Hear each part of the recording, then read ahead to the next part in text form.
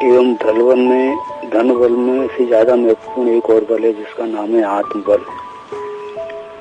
आत्मबल के धनी ऋषियों मुनियों ने, हमारे पूर्वजों ने सब कुछ प्राप्त कर लिया था। एक तथ्य भौतिक बलों से भौतिक साधन मिलते हैं और आत्मबल के सारे आत्मिक प्रवृत्ति के साधन मनुष्य को मिलते हैं। महान पुरुष जिस स्वर्गीय परिस्थिति में निवास करता है तथा उसे जो भी विभूतियां जगत में प्राप्त होती हैं, उसका प्रमुख माध्यम आत्मबल ही होता है। अन्य तीन बलों की जो बातें हमने बतलाई हैं, उससे उन चीजों की प्राप्ति नहीं होती है। हर मनुष्य को आत्मिक प्रगति एवं सफलता के लिए यही सिद्धांत अपनाना पड़ता है। आत्मबल ही मनुष्य की पूंजी है जिसके आधार पर मनुष्य पूर्ण रूप से मुक्त सिद्ध पद प्राप्त कर सकता है। मनुष्य को शरीर बल प्राप्त करने के लिए आहार विहार का संयम, धन बल के लिए योग्यता, श्रम, कार्य कुशलता, ज्ञान बल के लिए अध्ययन, लेखन, कृषि, चतुर्थ। इसी प्रकार आत्मबल के लिए मनुष्य को संकल्प, संयम, आदर्शों को श्रद्धा, विश्वास की नितांत आवश्यकता है। फूटे बर्तन में दूध देने से कोई फायदा नहीं मिलता। उसी प्रकार मनुष्य के भीतर समय कसाय कलमश भरे हों, ईश्वर प्रदत्त चीजें अर्थात आत्मबल नहीं मिल सकता है। उसे पहले अपने आत्मा आपका सुधार करना आवश्यक है। इसके द्वारा ही मनुष्य का कल्याण हो सकता है। अतः उसे अपने अंदर धारण करने का प्रयास करना चाहिए। इसका एक ही माध्यम है कि व्यक्ति अध्यात्मवादी दृष्टिकोण अपनाए एवं परिस्थितियों से प्रभावित न हो। आज हर एक व्यक्ति समस्याओं के जाल में निरंतर उलझता जा रहा है। इसका प्रमुख कारण है व्यक्ति के अंदर आध्यात्मिक दृष्टिकोण का अभाव। हमें हर प्रकार से यह समझ लेना चाहिए कि मनुष्य के विकास के लिए उसके सामने दो ही रास्ते हैं, भौतिकवादी रास्ता और अध्यात्मवादी रास्ता। चाहे तो आप इसे प्रेय या श्रेय मार्ग भी कह सकते हैं। मनुष्य में उत्कृष्ट चिंतन की पृष्ठभूमि बनाने का काम अध्यात्म करता है। मनुष्य में उत्कृष्ट चिंतन की पृष्ठभूमि बनाने का काम अध्यात्म करता है। आत्मा में विद्यमान परमात्मा को हम कैसे विकसित करें, इस विद्या का नाम अध्यात्म है। परंतु आज का मनुष्य तो पूजा पाठ, कर्मकांड, अनुष्ठान, प्रभु जी की पूजन, दर्शन, बस इसी को अध्यात्म मान बैठा है। ऐसा नहीं है प्रभु। वास्तव में अध्यात्म का मतलब आदमी के चिंतन, चरित्र, आदर्श एवं व्यवहार को ऊंचा उठाना है। जो इस तत्व को जानता है वही सच्चा अध्यात्मवादी है। आत्मबल के लिए विधि से सबसे पहले आहार का नियंत्रण बहुत आवश्यक है। आहार को पवित्र रखना बहुत आवश्यक है। आपका आहार अगर तमोगुणी होगा तो भावना में इसी प्रकार की होगी। अतः हर साधक को अपने भोजन के बारे में सही मात्रा, सही समय तथा संस्कार संबंधी दोष एवं अवांछनीयता का ध्यान रखना चाहिए। संस्कारवान बनने के लिए क्या कहते हैं, संस्कारवान बनने के लिए आहार का नियंत्रण करना आवश्यक है। तभी हमारी उपासना में सामर्थ्य एवं बल की प्राप्ति होती है।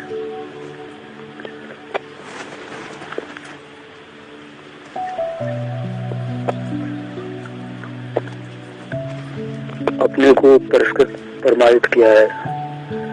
कबीरा मन निर्मल भया जैसे गंगा नीर, पाछे पाछे हर फिरे कहत कबीर कबीर।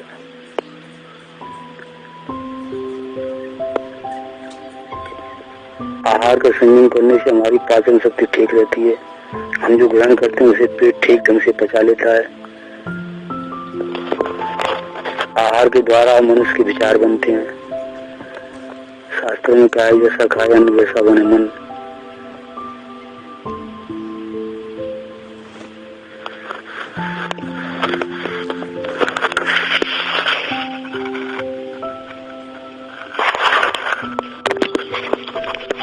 आपने अपनी जीव को भी नहीं साधा है। इसके द्वारा न जाने क्या क्या खाते रहते हैं।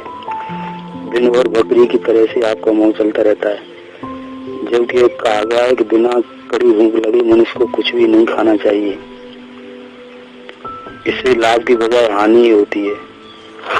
आपने अगर अपनी जीभ को साध लिया, किसी की चुगली नहीं की, कभी अवैध पदार्थ नहीं खाया, किसी का दिल नहीं दुखाया, तो ये आपकी जीभ भगवान बन जाएगी। आप जिस किसी को भी कुछ कहेंगे वो उसके लिए वरदान सिद्ध हो जाएगी। हमने अपनी जीभ को, अपनी इंद्रियों को साधा है, तब ये चमत्कार आपको यहाँ दिखाई पड़ रहा है।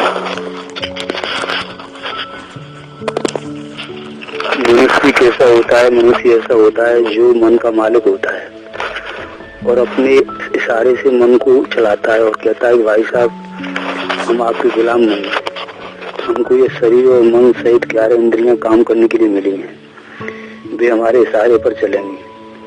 इंद्रियों को हमारा इशारा मानना पड़ेगा। आपका इशारा क्या होगा और आप क्या करेंगे?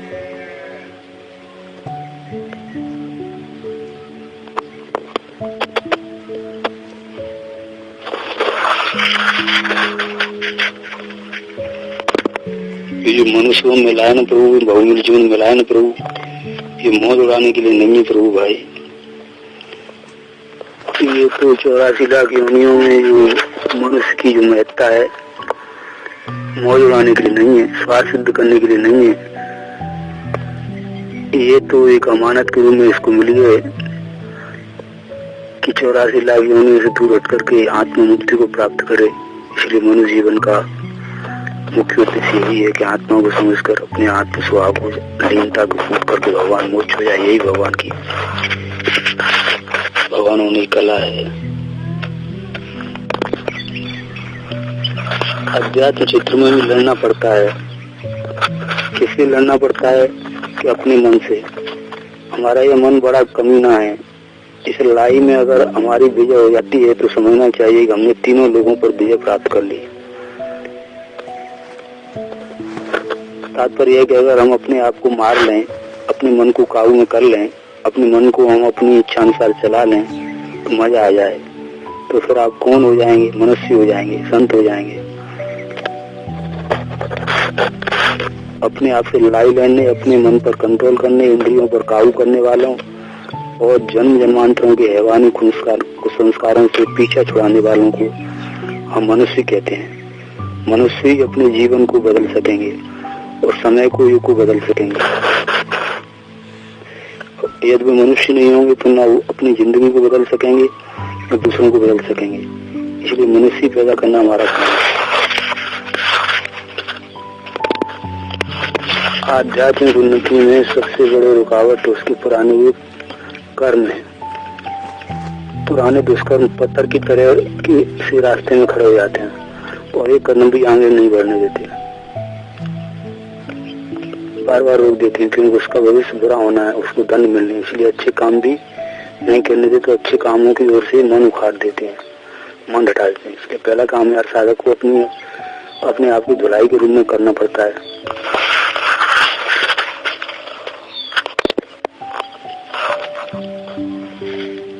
पात्रता का विकास किए बिना न संसार में रास्ता है, न पात्रता का विकास किए बिना अध्यात्म क्षेत्र में भी रास्ता है। पात्रता का होना बहुत जरूरी है। पात्रता का अर्थ है जीवन को परिष्कृत करना। प्रभु बनने के लिए उपासना की जरूरत होती है, साधना की जरूरत होती है।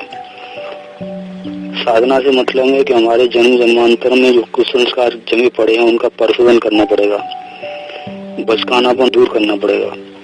बच्चे को तो कोई कह नहीं सकता, बच्चा कहीं पेशाब कर देता है, कहीं भी खड़ा हो जाता है, कुछ भी करने लगता है, कुछ भी चीज फैला देता है। लेकिन बड़ा आदमी तो न केवल उसमें संभल के रहता है वरन दूसरों की चीजों को भी संभाल कर रखता है। ये बड़प्पन की निशानियां हैं। पात्रता से मेरा मतलब उसी से चिंतन की दृष्टि से सुसंतत और व्यवहार की दृष्टि से सज्जन और सभ्य इन दो विशेषताओं को अपने भीतर पैदा करे। आदमी को तो ये माना जाएगा कि उसने पात्रता का विकास कर लिया।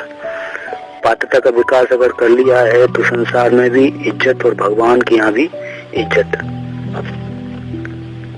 अगर पात्रता का विकास नहीं किया है तो संसार में भी उपवास और तिरस्कार और भगवान के यहाँ भी नाराजगी। आप कहीं भी कुछ नहीं पा सकेंगे। पात्रता की ओर ध्यान एकाग्र करिए। पात्रता आपके हाथ की बात है। हर साधना आपके हाथ की बात है। अपने आप को संस्कारी बनाने के लिए जो मुमकिन हो आप पूरी शक्ति से, पूरी ईमानदारी से मेहनत कीजिए। आपको अनगढ़ और सुगढ़ बनाना है। हमारा जीवन अनगढ़ है। 84 लाख योनियों में घूमने के बाद में न जाने कितनी कुसंस्कार हमारे पास जमा है, और ये कुसंस्कार अगर इसी तरीके से जमा रहे तो दीवार के तरीके से खड़े रहेंगे, फिर हमको आगे नहीं बढ़ने देंगे, और ये हथकड़ियों और बेड़ियों के तरीकों से रास्ता रोक लेंगे। न हमको ऊंचा उठने देंगे, न आगे बढ़ने देंगे। इसीलिए कुसंस्कारों के विरुद्ध अपने को बहुत सचेत रहना है। साधना इसी का नाम है।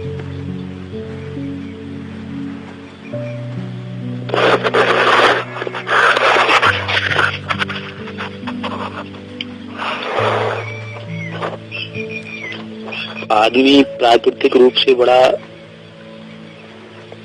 बाह्याद है, वनमानुष है।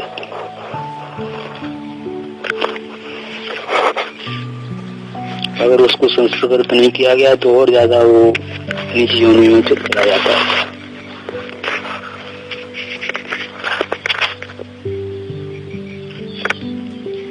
एक एक गलती को, एक एक विचारधारा को, एक एक भूल के बारे में कौन सुधार करे? इसीलिए काम आपको स्वयं करना पड़ेगा। आप ही अपने गुरु हैं, और आप ही अपने शिक्षक हैं, और आप ही अपने साधक हैं, और आप ही अपने मार्गदर्शक हैं। अगर आप ये समझ लें तो आपके जिम्मे एक ही काम रह जाता है कि आप अपने आप को सुधारिए, आप अपने आप को संभालिए, आप अपने आप को ठीक कीजिए, और अपने भगवान के नजदीक आइए।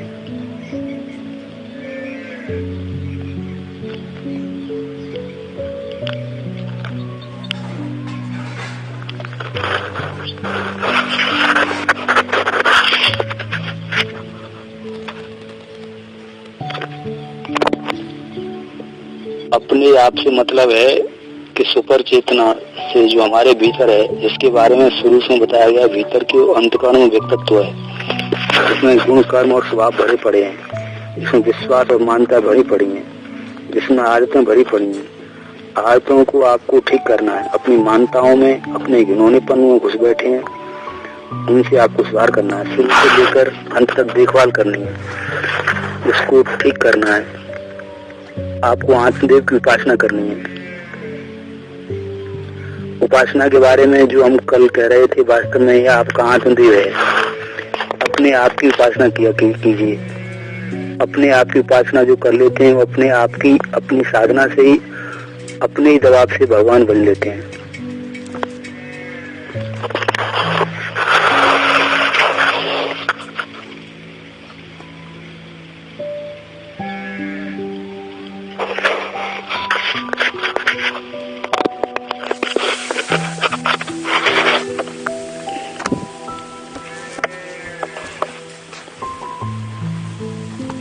क्या कहते हैं प्रभु? क्या कहते हैं प्रभु?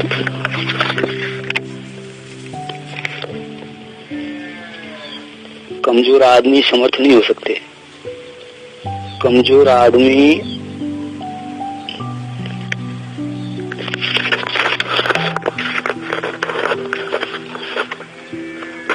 उसकी शक्ति को धारण करने के लिए शक्तिवान होना चाहिए। भगवान की शक्ति धाराएं हम तेरे ऊपर डालना चाहते हैं, तेरे माध्यम से कुछ बड़े काम करना चाहते हैं, तो मैंने कराई। उन्होंने कहा ऐसा नहीं हो सकता। कच्चे आदमी, कमजोर आदमी जरा सा भी नाम लेते ही पागल हो जाते हैं, जरा सा भी संपदा मिलते ही विक्षिप्त तो उन्मत्त हो जाते हैं, जाने क्या से क्या करने लगते हैं। मजबूत चीजों को ग्रहण करने के लिए मजबूत चीजें चाहिए। एटॉमिक भट्टी बनाई जाती है तो उसके चारों ओर घेरे इतने मजबूत बनाए जाते हैं तो उसके भीतर से रेडिएशन निकलकर कहीं आसपास के इलाकों में न फैल जाए, न फैल जाए। इसी तरह आध्यात्मिक शक्तियों को भीतर से जिस किसी आदमी को अवतरित करने की इच्छा हो,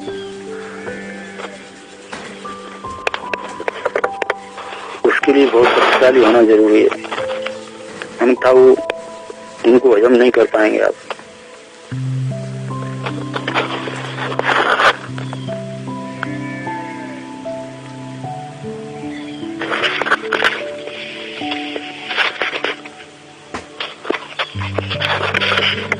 आध्यात्मिकता जब आती तो भीतर जो कुछ भी हो उसको पहले बाहर निकालती है। आध्यात्मिकता जब आती है तो भीतर जो कुछ भी हो उसको पहले बाहर निकालती है। दुर्वासा ऋषि के भीतर आध्यात्मिकता आई थी तो क्रोध काबू से बाहर हो गया। जो कुछ भी हमारे भीतर चीजें हैं वो बढ़ेंगी। हमारे अंदर कामुकता है तो कामुकता बढ़ जाएगी। अगर आप उपवास आदि नियम आदि करेंगे, अगर आपका संयम नहीं है, विचार नहीं है, तो निश्चित रूप से कामुकता बढ़ेगी। क्रोध आपके भीतर भरा है और उसका परिशोधन नहीं किया और आध्यात्मिक शक्तियों का अनुष्ठान करने लग गए तो क्रोध आपके भीतर बढ़ जाएगा। तो जो भी आपके भीतर है, ज्ञान आपके भीतर है तो ज्ञान बढ़ जाएगा, भक्ति है तो भक्ति बढ़ जाएगी। अनुष्ठान काम शक्ति उत्पन्न करना है। ये शक्ति किसमें खर्च होती है? जो कुछ भी हो उसी में खर्च होगी। प्राप्त करना कोई मुश्किल नहीं है, तब करना कठिन है।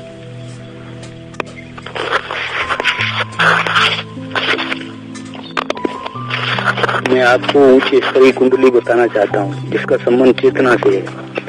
चेतना में कोई हलचल नहीं होती और चेतना कोई करंट नहीं मारता। चेतना जो हमारा प्राण है, जीवात्मा है, इसमें से न कोई सांप निकलता है न कोई बिच्छू निकलता है। ये सारी बातें मैटर से संबंधित है, फिजिकल है और शरीर संबंधित है। आत्मा से इनका कोई ताल्लुक नहीं है।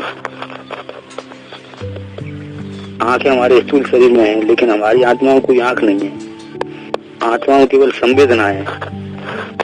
आंखें हमारे स्थूल शरीर में है लेकिन हमारी आत्मा में कोई आंख नहीं है। आत्मा में केवल संवेदना है। तो दो तरीके से मेरी कुंडलिनी जगी। कुंडलिनी किसे कहते हैं? कुंडलिनी विवेकशीलता कहते हैं, दूरदर्शिता कहते हैं। विवेकशीलता मेरी उसी दिन जग गई और मैं देखा कि मेरी समझ दुनिया की समझ में जमीन आसमान का अंतर है। दुनिया की अपनी समझ और अकल है और वह उसी के हिसाब से हमको प्रभावित करती तथा अपने रास्ते पर चलाना चाहती है।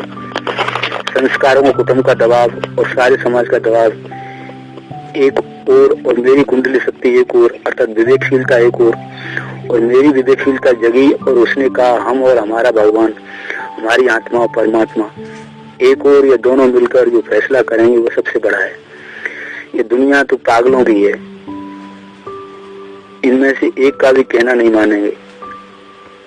हम अपनी मर्जी से चलेंगे, जो बात हमको ठीक मालूम पड़ेगी, हमारा भगवान जो कहेगा हम वही करेंगे और किसी का नहीं मानेंगे। हम अकेले फैसला करेंगे, हम अकेले चलेंगे। एकला चलो रे, एकला चलो रे। सूर्य अकेला चलता है, चंद्रमा अकेला चलता है, पृथ्वी अकेली चलती है। जब ये चेतना शक्ति जागृत हुई तो लोगों की सलाह मसला को उठाकर एक और फेंक दिया। हमने अपनी चेतन शक्ति से अपने आत्मिक बल से चलना शुरू किया। शक्तिपात कैसे? शक्तिपात हर चीज के लिए, हर विचार को आगे चलाने के लिए शक्ति चाहिए। मोटर कार आपके पास है लेकिन उसे चलाने के लिए पेट्रोल चाहिए। पेट्रोल नहीं हुआ तो कार चलेगी कैसे? कुंडलिनी से विवेक आ गया, विचार आ गया, निश्चय करने की हौसला आ गया। कौन सी बात उचित है, कौन सी अनुचित है। लेकिन जो बात उचित है उसको करने के लिए ताकत चाहिए और जो अनुचित है उसको छोड़ने के लिए भी ताकत चाहिए।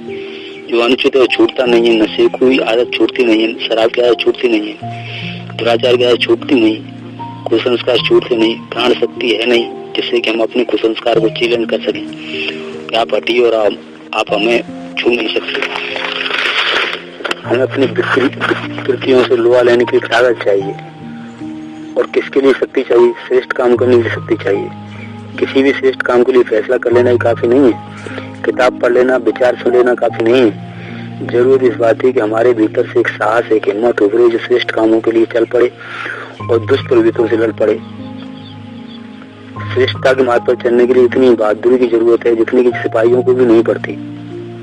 सिपाहियों की कम ताकत की जरूरत है, लेकिन आपके मानसिक चोरों की विरुद्ध लड़ने के लिए बहुत बड़ी ताकत चाहिए। लेकिन अपने मानसिक चोरों के विरुद्ध लड़ने के लिए बहुत बड़ी ताकत चाहिए। हम जिस चक्रों में फंसे हुए हैं उसमें से निकलने के लिए बड़ी बहादुरी की जरूरत है, हिम्मत की जरूरत है।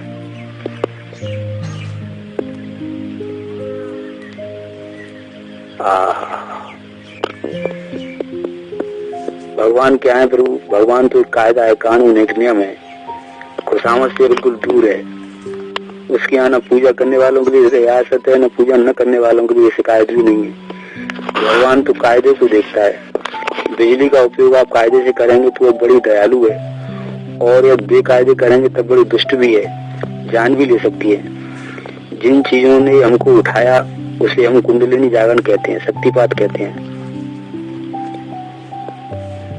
हमारी दबी शक्ति जगी, बीज के भीतर वृक्ष का छोटा सा हिस्सा बैठा रहता है। खाद, पानी और जमीन तीनों मिलकर बीज की क्षमता को जगाते हैं, उभारते हैं।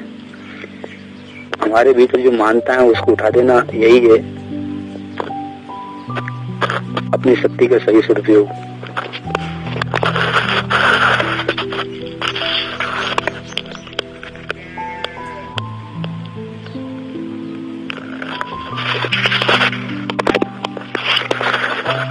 अभी तो आपके मन के ऊपर एक ऐसी छाप जम गई है, एक ऐसा संस्कार जम गया है कि आप अपने को शरीर मानते हैं। छोटा आदमी, बीमार आदमी, कंगाल, अमीर आदमी मानते हैं। अभी तो आप शरीर को मान्यता देते हैं। ये संभव हो सके तो आप ये कोशिश करना कि हम शरीर नहीं, शरीर हमारा औजार है, हथियार है, और हम आत्मा है। आप कोई न कोई समय ऐसा जरूर निकालें जब आत्मचिंतन कर सकें।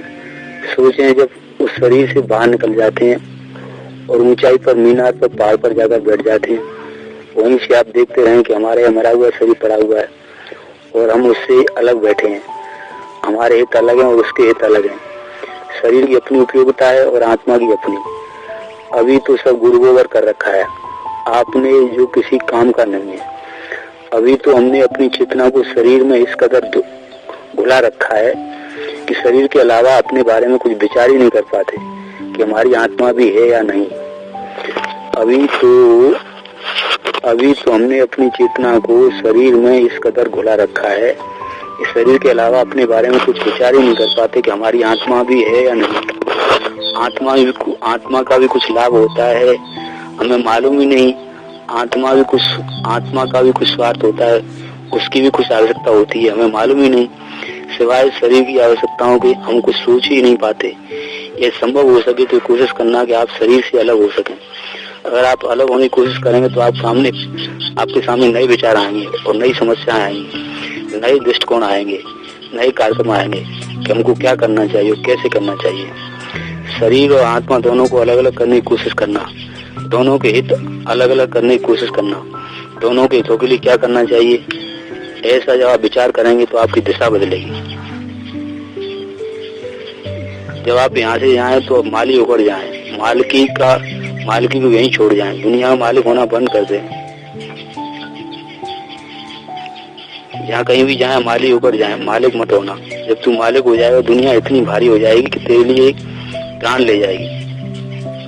जब तू माली हो जाएगा दुनिया हंसती भी रहेगी और तेरे साथ रहेगी। जब मक्खी चाशनी में घुसती है तो पंखों को लपेट लेती है और मर जाती है, और जब किनारे बैठी रहती है तो उसका जायका चखती रहती है। जब मक्खी चाशनी में घुसती है तो पंखों को लपेट लेती है और मर जाती है, और जब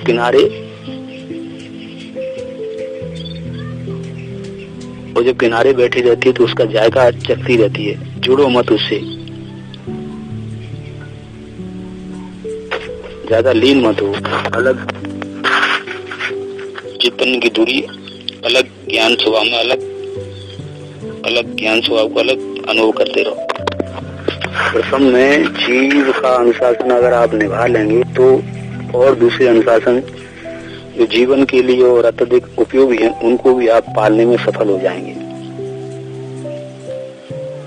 जो आदमी अपनी जीभ पर काबू कर लेता है वो अपनी ज्ञानेंद्रियों पर, मन पर भी काबू प्राप्त कर लेगा। उन्होंने ये भी लिखा है कोई आदमी ब्रह्मचर्य की बात विचार करता हो और उसको पहले अपनी जीभ पर काबू पाने की कोशिश करनी चाहिए। जिस आदमी की जीभ पर लगाम नहीं वो ब्रह्मचर्य का कभी पालन नहीं कर पाएगा।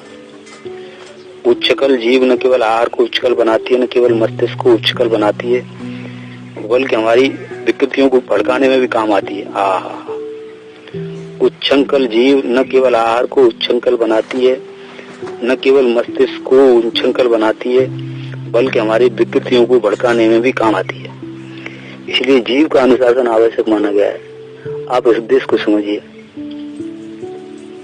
आप खाली दलिया खाएंगे, जो चावल खाएंगे ये तो ठीक है, खाएंगे तो अच्छी बात है, खाएंगे तो सात्विक है। अनावश्यक वस्तुएं न खाएंगे तो कौन सी हर्ज की बात है। आवश्यक वस्तुओं को 1 महीने लेकर खाइए, ये तो बहुत अच्छी बात है। क्या होता है, सात्विक भोजन किया, सात्विक भोजन करने से ठीक तरह से हजम हुआ, कम मात्रा में खाया, पेट पर दबाव कम पड़ा, हर तरह हजम होता चला गया और रक्त बढ़ता गया और उससे सेहत में भी आवश्यक परिवर्तन बहुत अच्छा होता है। आप भी ऐसे ही कर लेंगे। जो जायकेदार चीजें हैं जो न केवल महंगी होती हैं बल्कि हानिकारक भी होती हैं, उनसे आप अपना पिंड छुड़ा लें। तो समझना चाहिए आपने कि ऐसे भूत प्रेत से पिंड छुड़ा लिया जो देखने में तो बड़ा आकर्षक मालूम पड़ता था पर आपको पटक पटक के मारता था। इस दृष्टि से उपवास का ही महत्व तो है, लेकिन उपवास के महत्व से भी बढ़कर अनुशासन का महत्व। अब आपको एक नई दिशा पकड़नी है, अब आपको एक नया जन्म लेना है। आप एक नया जन्म लेने की कोशिश कीजिए और ये कोशिश कीजिए कि पिछला समय हमारा जीवन सामान्य स्तर का था।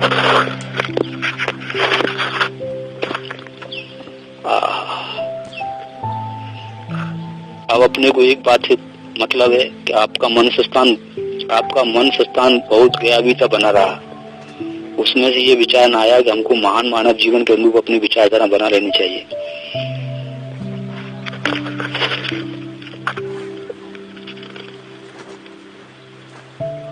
अकेले में रहने से क्या होता है, अपने भी एकाकीपन का आवाज होता है। हम अकेले ही सोया करते हैं, अकेले ही हम टट्टी जाते हैं, अकेले ही हम स्नान करते हैं, अकेले तो जीवन है। अकेले के बिना कैसे बन जा पाएंगे हम कुछ। इसलिए आप अकेले को ठीक कर लीजिए और अकेले को ठीक करने के बाद आप समूह में बिल्कुल फिट हो जाएंगे। इसलिए एकाकीपन का यहाँ अभ्यास करना चाहिए। आप दुनिया में अकेले हैं, अपने आप को आप अकेला कहेंगे तो फिर आपको नए ढंग से विचार करने का मौका मिलेगा कि आपको क्या करना चाहिए और क्या नहीं करना चाहिए। दुनिया के दबाव जो अनावश्यक रूप से आपको हैरान करते हैं, उन दबावों को हटाने के लिए जरूरी है कि आप एकाकी अनुभव करें, एकांतवास करें, गुफा प्रवेश करें। ये गुफा प्रवेश है। आपको हमको ऐसा ही करना पड़ा है। जब कभी भी हमारा मन अस्त व्यस्त हुआ तो गुरुदेव ने बताया कि एक ऐसे स्थान पर रखा जहाँ हमारे अलावा कोई नहीं था। इससे आपको अपने बारे में विचार करने का मौका मिलता है। आदमी आमतौर से तो दूसरों पर ही विचार करता रहता है। दुकान में क्या हुआ है, बेटे का क्या हुआ है, बेटी का क्या हुआ है, नतीजे क्या हुआ, दुनिया के जंजाल में को तो आदमी घूमता रहता है पर अपने बारे में कभी विचार नहीं करता। हमको उस एकांत स्थान में रहकर कई बार हिमालय जाना पड़ा, तब हमें कई बार अपने आप में विचार करने का मौका मिला। गुरुदेव श्री का आदेश था कि बाहर की बात पर मत विचार करना, सिर्फ अपनी बात विचार करना और कोई बात मत विचार करना। हमने भी वैसा ही किया, आपको भी ऐसा ही करना पड़ेगा। जब आप यहाँ आए हैं सिर्फ अपने बारे में विचार करना चाहिए, सब बातों को भूल जाना चाहिए। खास तौर से आप घर की बातों को भूल ही जाएं। आप घर की बातों को आप जरा भी स्मरण न करें। घर में क्या रहा होगा, फायदा हो रहा होगा, नुकसान हो रहा होगा, बेटी का ब्याह हो रहा होगा, बेटे का ब्याह हो रहा होगा, अमुक बात हो रही हो, अमुक बीमार पड़ा होगा, इन बातों से आप क्या कर सकते हो। या तो आप वहाँ जाइए, विवाह शादी कीजिए, नहीं जा सकते तो चिंता को छोड़िए। आप एकांत में भी रह रहे हो और एकांत के फायदे का भी खत्म कर रहे हो, ये सब मत कीजिए। आप सबसे पहले अपने मन को अलग कर लीजिए और ये मानकर चलिए हम 1 महीने के लिए कहीं अलग विदेश चलेंगे, बीमार हो गए और कुछ हो गए। 1 महीने अगर आप चिंता नहीं करें तो आपका मन उस दिशा में चलेगा जहाँ आपको विचार करना चाहिए।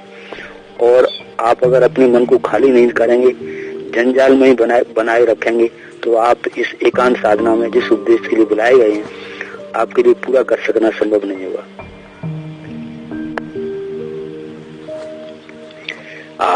क्या कहते हैं प्रभु, घर वाला अगर कोई आता है तो सिर्फ खुशी के समाचार ही सुनाना है।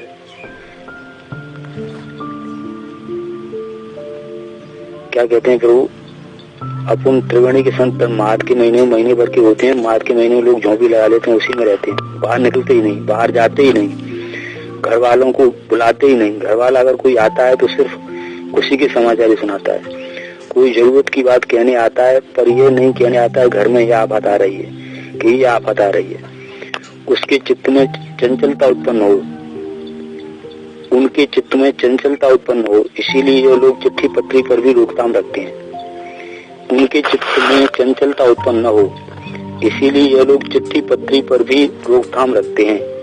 हमारे पास चिट्ठी पत्री मत भेजना, हमको 1 महीने भगवान का नाम लेने देना। चिट्ठी पत्री भेजकर हम जो काम नहीं कर सकते उस काम के लिए हम पर दबाव मत डालना। न हम इधर के रहेंगे न उधर के रहेंगे, न हम भगवान में ध्यान लगा सकेंगे, न घर की कोई सहायता कर सकेंगे। आप डमाडोल स्थिति को मत रहने दीजिए। कल साधना वालों का यह नियम है, आप भी इन नियमों का पालन कीजिए, अनुभव कीजिए कि हम एकांत पास में हैं।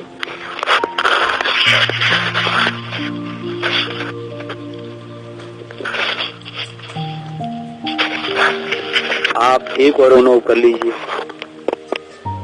कि आप गुरुजी के अवे में बैठे हुए हैं। अवा क्या है? कुम्हार अपने बर्तन बनाता है और बर्तन बना करके उन बर्तनों को अवे के भीतर कैद कर देता है। वह सब बर्तन चुपचाप बैठे रहते हैं और पकते रहते हैं। आप भी चुपचाप बैठे रहिए और पकते रहिए।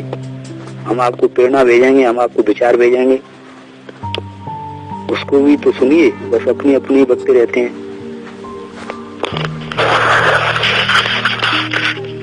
आत्मा के स्वरूप के चिंतन करिए, मनन करिए, आत्मा कैसा है क्या है, और फिर उस चिंतन मनन के जरिए से अपने आत्मा सुधारिए।